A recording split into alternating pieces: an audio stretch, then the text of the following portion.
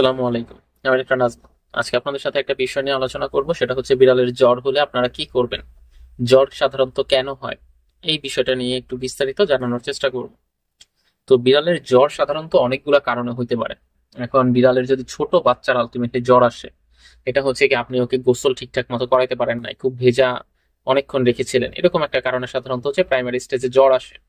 কিন্তু দেখা যায় যে ক্যাট ওনারা আসলে জানে যে সপ্তাহে কয়বার গোসল করাইতে হবে, মাসে কয়বার গোসল করাইতে হবে। এই ঠান্ডার জন্য আসলে জ্বর আসার সমস্যাটা বিড়ালের সেরকম তৈরি হয় না। বিড়ালের যে জ্বরটা আসে এটা মোস্ট অফ দ্যাম টাইমে খুব অল্প পরিমাণে যদি আসে, এটা কৃমির সমস্যার জন্য একটু গাটা গরম হয়। আর বেশিরভাগ টাইমে দেখা যায় যে ইনফেকশন কোনো কারণে আলটিমেটলি ওর বডিতে প্রচুর পরিমাণে জ্বর তৈরি হয়েছে। এখন এরকম যদি আপনি খেয়াল করেন যে আপনার বিড়ালের বডিতে কি তৈরি হয়েছে, জ্বর তৈরি হয়েছে, তাহলে আর বাসায় বসে থাকবেন না, খুব দ্রুতই ভেটের সাথে কনসাল্ট করবেন। কারণ ইনফেকশাস কারণে যদি জ্বর তৈরি হয় তাহলে ট্রিটমেন্ট করার সময়টা কিন্তু খুব কম পাওয়া যায়। আমি এরকমও পেশেন্ট দেখছি, আজকে সকাল থেকে জ্বর ছিল, রাত্রের বেলা পেশেন্ট মারা গেছে। এখন আমি তখন প্রথম প্রথম এরকম বেশ অবাক হয়ে যেতাম, একদিনও হচ্ছে চিকিৎসা করার সুযোগ পাওয়া যায় না, সকালবেলা জ্বর হয়েছে এবং একদম রাত্রের দিকেই মারা গেছে সত্যিকার অর্থে ইনফেকশাস কজে। তখন দেখা যায় তো প্রথম দিকে শুধুমাত্র এরকম করতাম, শুধু জ্বর কমার ওষুধগুলোই ব্যবহার করতাম। কিন্তু পরবর্তীতে দেখলাম যে শুধু জ্বর কমার ওষুধে কিন্তু আর এটা ভালো হয় না, অ্যান্টিবায়োটিকে হচ্ছে প্রথম দিক থেকে শুরু করতে হয়। অ্যান্টিবায়োটিক যদি আপনি একদম প্রথম দিক থেকেই শুরু করতে পারেন, তখন দেখা যায় যে ইনফেকশাস কারণগুলোর কারণে আপনার বিড়ালটা আর এরকম অল্প সময়ের ব্যবধানে মারা যাবে না। না হলে কিন্তু খুব অল্প সময়ের ব্যবধানেই মারা যায়। আর জ্বর হলে আনুষঙ্গিক আরো অনেকগুলো লক্ষণ কিন্তু থাকতে পারে, যেমন ধরেন যে ওর খাওয়া দাওয়া কম হবে, ওর হচ্ছে পাতলা পায়খানার সমস্যা থাকতে পারে, ওর বমি বমি ভাব হবে, অরুচির সমস্যা থাকতে পারে, ঝিমুনি ভাব দেখা দিতে পারে, এরকম আরো অনেক ধরনের বিভিন্ন সমস্যা ওর তৈরি হইতে পারে। তখন দেখা যায় যে ওই সমস্যা সাইন সিমটমের সাথে মিলিয়ে যে রোগগুলো হয় সেটা, যেমন ধরেন শুধু জ্বর আসছে, তাইলে এখানে আমরা কি করতে পারি, ওই যে একটা অ্যান্টিবায়োটিক ব্যবহার করলাম আর জ্বর কমার ওষুধ দিলাম।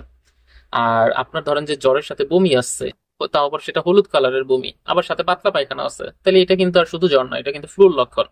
তখন আবার ভিন্নভাবে যাইতে হবে। আবার ধরেন আপনার বিড়ালটা কোথাও থেকে পড়ে গেছে, পড়ে গিয়ে ওর শরীরে টেম্পারেচার বেড়ে গেছে, জ্বর হইছে, সেই ক্ষেত্রে আবার ভিন্ন চিকিৎসা। আবার কোনো একটা বাইরের বিড়ালের সাথে মারামারি করে ওর বডিতে জ্বর আসছে, তখন আবার ভিন্ন চিকিৎসা। এরকম আলাদা আলাদা কারণটা সাধারণত জেনে সেইভাবে হচ্ছে ওকে চিকিৎসা দিতে হয়। মানে আনুষঙ্গিক সাথে শুধু যে জ্বরের ওষুধটাই খাওয়াবেন এরকম না, জ্বরের ওষুধের সাথে আনুষঙ্গিক অন্যান্য কিছু মেডিসিন খাওয়াতে হবে।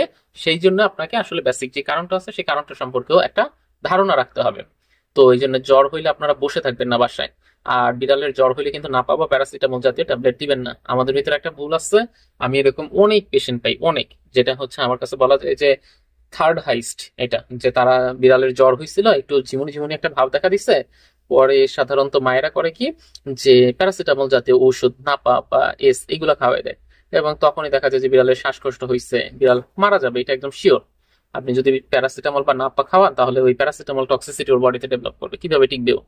এই জন্য সাধারণত তখন কিন্তু আর বাঁচানো যায় না, ওই মিউকোমিস্ট যে ট্যাবলেট আছে এগুলো দিলেও সাধারণত বাঁচে না। এই জন্য প্যারাসিটামল বা নাপা না খাওয়ায় বিড়ালের জ্বর আসলে খুব দ্রুতই একজন ভেটের সাথে কনসাল্ট করেন, তাকে পুরো বিষয়টা খুলে বলেন, সে দেখবেন যে এটার একটা বেশ ভালো প্রপার একটা সলিউশন দিবে। আপনারা চাইলে এই ক্ষেত্রে আমার সাথে যোগাযোগ করতে পারেন, আমিও চেষ্টা করবো খুব স্বল্প খরচে একটা ভালো পরামর্শ এবং চিকিৎসা সেবা আপনাদেরকে প্রোভাইড করতে। ধন্যবাদ সবাইকে।